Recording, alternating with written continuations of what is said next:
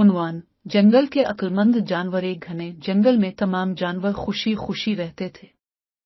शेर, हिरन, हाथी, बंदर और खरगोश सब आपस में दोस्त थे, मगर एक दिन पानी की नहर खुश्क हो गई।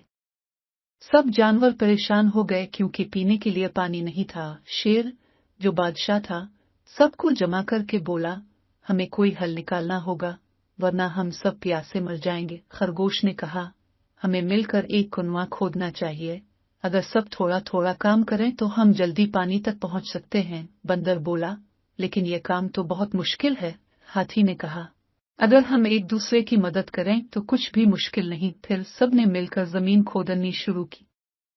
हाथी ने जोर लगाया, बंदर ने झाड़ियां हटाई, खरगोश ने रास्ता दिखाया और शेर ने सबको हौसला दिया। कुछ दिनों बाद आखिरकार कुएं से पानी निकल आया।